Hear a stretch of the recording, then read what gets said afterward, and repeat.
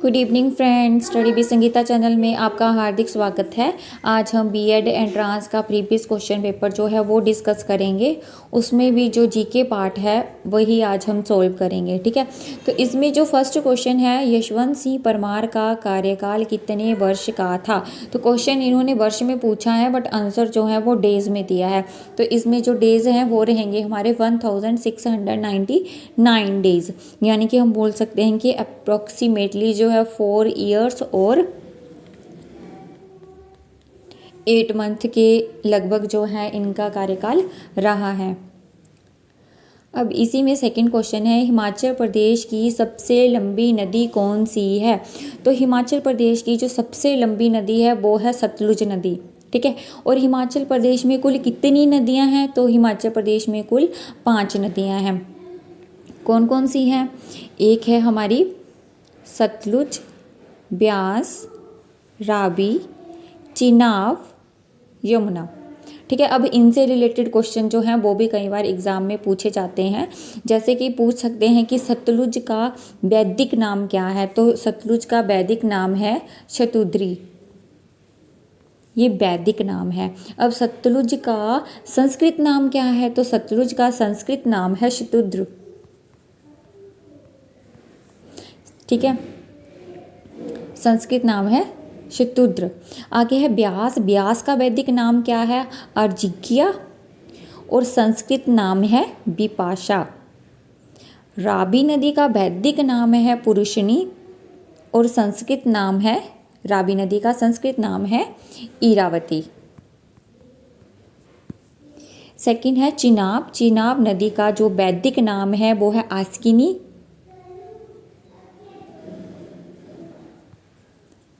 आसिकिनी, इसका संस्कृत नाम नहीं है। और जमुना नदी का जो है वैदिक नाम वो है कालिंदी,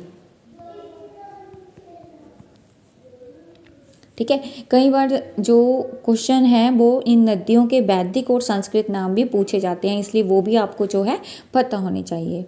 अब नेक्स्ट क्वेश्चन है, हिमाचल प्रदेश के प्रथम न्यायाधीश कौन थे। हिमाचल प्रदेश के जो प्रथम न्यायाधीश थे वो थे एम.एच. बेग। एम.एच. बेग 25 जनवरी 1971 को बने थे और इनका नाम है मिर्जा हमीदुल्ला बेग। नेक्स्ट क्वेश्चन है, गसोता मेला किस जिले से संबंधित है। तो जो गसोता मेला है वो हमीरपुर जिले से संबंधित है। गौरी देवी का टिब्बा किस जिले में स्थित है। तो गौरी देवी का टिब्बा जो है वो चंबा जिले में स्थित है। ये बहुत बार पूछे गए क्वेश्चंस हैं। आगे है, गुलेर राज्य की स्थापना किसने की थी। तो गुलेर राज्य की स्थापना की थी हरिचंद ने। नेक्स्ट है, निम्नलिखित में से किस स्थान पर रविंद्रनाथ टैगोर ने हिमाचल प्रदेश में कुछ महीने बिताए थे। तो जो डलहौजी है उसमें रविंद्रनाथ टैगोर ने कुछ महीने बिताए थे। निम्नलिखित में से किस शासक को अपने बेटे को अकबर के दरबार में बंधक बनाकर छोड़ना पड़ा था। तो ये छोड़ना पड़ा था बिधि सिंह को। नेक्स्ट है, दाम्बरी सुंडा जल विद्युत परियोजना किस धारा पर है। तो ये है पब्बर धारा पर। इससे रिलेटेड एक क्वेश्चन जो है पूछा ही जाता है। आगे है, हिमाचल प्रदेश भारतीय संघ का राज्य बना। तो ये कब बना था? 25 जनवरी 1971 को जो है वो राज्य बना था। कौन सी नंबर का बना था? 18वें नंबर का बना था। नेक्स्ट है, लॉर्ड ब्रूस बेंसुअल को समर्पित मंदिर निम्नलिखित में से किस झील के पास स्थित है। तो ये जो है वो डल झील के पास स्थित है। अब डल झील कहाँ है? ये है श्रीनगर, कश्मीर में। नेक्स्ट क्वेश्चन है, मंडी जिले के किस शहर के पास मंजियाल झील स्थित है। तो ये जो है वो जोगिंदरनगर में स्थित है। हिमाचल प्रदेश का कुल भौगोलिक क्षेत्रफल कितना है। तो ये है 55,673 किलोमीटर। नेक्स्ट है, चंबा राज्य के पुरावशेषों के लेखक कौन है। तो इनके लेखक हैं जेपी बोगेल। नेक्स्ट है हिमाचल प्रदेश का राज्य वृक्ष कौन सा है? तो सब भी जानते हैं जो हिमाचल प्रदेश का राज्य वृक्ष है वो है देवदार और ये पहाड़ी इलाकों में पाया जाता है। नेक्स्ट है भारतीय क्रांति की जननी के रूप में किसे जाना जाता है? तो भारतीय क्रांति की जननी के रूप में मैडम भीकाजी कामा को जाना जाता है। निम्नलिखित में से किस फसल को रोपण फसल के रूप में माना जाता है? अब इस क्वेश्चन में मुझे थोड़ा सा कन्फ्यूज़न है क्योंकि रोपण फसल जो होती है वो पूरे साल एक ही फसल उगाई जाती है और इसमें बहुत ही श्रम और पूंजी लगती है। तो कहीं कहीं यहाँ पे कपास दिया हुआ है तो कहीं पे गन्ना दिया हुआ है, इसलिए इसमें मुझे थोड़ा सा डाउट है। अब नेक्स्ट है हाल ही में केंद्र सरकार द्वारा शुभारंभ की गई पुस्तक द इंडिया स्टोरी किस क्षेत्र से संबंधित है? तो ये जो है वो नवीकरणीय ऊर्जा के क्षेत्र से रिलेटेड है क्योंकि इसमें ऊर्जा परिवर्तन में तेजी लाने के लिए जो है वो ये पुस्तक जो है वो लिखी गई है। आगे है खाड़ी क्षेत्र में भारतीय जहाज़ों की सुरक्षा के लिए भारतीय नौसेना द्वारा शुरू किए गए ऑपरेशन का क्या नाम है? तो जो खाड़ी के क्षेत्रों में जो भारतीय जहाज़ों की सुरक्षा के लिए ऑपरेशन स्टार्ट किया गया है वो किया गया है ऑपरेशन संकल्प, और ये फारस की खाड़ी और ओमान की खाड़ी के बीच में जो है वो समुद्री सहायता देता है। अब नेक्स्ट है इसमें विधानसभा का सत्रावसान का अर्थ क्या है? तो इसका अर्थ है कि विधानसभा को बिना भंग किए बंद करना।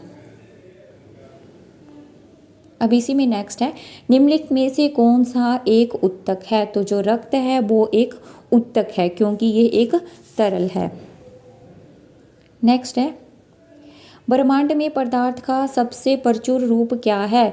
तो प्लाज्मा। प्लाज्मा जो है वो ब्रह्मांड में सबसे प्रचुर रूप है। क्यों? क्योंकि ये एक गैस है, इसमें इलेक्ट्रॉन जो होते हैं वो मुक्त होते हैं लेकिन उनके नाभिकीय के साथ जो है वो अपने नाभिकीय के साथ जो है वो यात्रा करते रहते हैं। अब नेक्स्ट है पीएम गति शक्ति राष्ट्रीय मास्टर प्लान का मुख्य उद्देश्य क्या है? तो इसका जो मुख्य उद्देश्य है वो है निर्यात विकास करना। ठीक है, यानी कि एक जगह से दूसरे जगह पे जो चीज़ें भेजी जाती हैं उनको मतलब भेजने में कोशिश करना कि कम से कम समय जो लगे।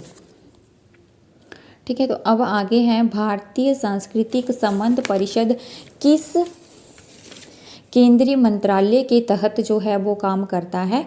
तो ये काम करता है विदेश मंत्रालय के तहत। नेक्स्ट है बीसी राय पुरस्कार किस क्षेत्र में दिया जाता है? तो जो बीसी राय पुरस्कार है ये मेडिसिन के क्षेत्र में दिया जाता है, विज्ञान कला और चिकित्सा के क्षेत्र में जो है वो दिया जाता है। नेक्स्ट है डिजिटल संचार आयोग डीसीसी किस मंत्रालय के तत्वाधान में एक शीर्ष निकाय है? तो ये है जो संचार मंत्रालय के तहत काम करता है। नेक्स्ट है वैश्विक सिंथेटिक हीरे के निर्यात में भारत का कौन सा स्थान है? तो भारत का इसमें जो है वो तीसरा स्थान है। नेक्स्ट है सूर्य के चारों ओर सर्वाधिक गति से चक्कर लगाने वाला ग्रह कौन सा है? तो सर्वाधिक गति से चक्कर लगाने वाला ग्रह जो है वो बुध है और ये 88 दिनों में जो है अपना चक्कर जो है वो पूरा कर लेता है। नेक्स्ट है द मेकिंग ऑफ इंडिया पुस्तक किसने लिखी है? तो ये लिखी है अखिलेश तिलोत्तिया ने। नेक्स्ट है हमारे पास पुतली के आकार को नियंत्रित करने वाला पेशियर डायाफ्राम है। पुतली के आकार को जो नियंत्रित करता है वो है आइरिस। ठीक है, और जो आँखों का रंग होता है वो भी आइरिस के कारण ही होता है। अब बात आती है कॉर्निया। कॉर्निया क्या है? जो आँख के सबसे सामने और पारदर्शी आवरण होता है उसको बोलते हैं कॉर्निया। ये पुतली को ढकता है और प्रकाश को अंदर जाने देता है। कौन? कॉर्निया। बट इसका जो सही आंसर रहेगा वो आइरिस है। ठीक है, आगे है रेटिना। रेटिना के क्या करता है? आंखें के पिछले पर्दे को रेटिना कहा जाता है। इसमें कुछ कोशिकाएं होती हैं जिनकी सहायता से प्रकाश पहुंचता है और हम देखने में सक्षम होते हैं। किसकी वजह से? रेटिना की वजह से हम देखते हैं। ठीक है, आइरिस जो है वो पुतली के आकार को कंट्रोल करता है और कॉर्निया जो है वो आँख के सबसे सामने और पारदर्शी आवरण होता है। आगे है सीलियरी मांसपेशियाँ क्या होती है, ये लेंस के आकार को नियंत्रित करता है। ठीक है, तो थैंक यू दोस्तों, मेरे चैनल को लाइक शेयर और सब्सक्राइब ज़रूर करें ताकि मैं आपके लिए और वीडियो बना सकूं। और इसका जो नेक्स्ट पार्ट है प्रीवियस क्वेश्चन पेपर का बीएड एंट्रांस का, वो मैं आपके लिए जल्दी ही लेकर आऊँगी।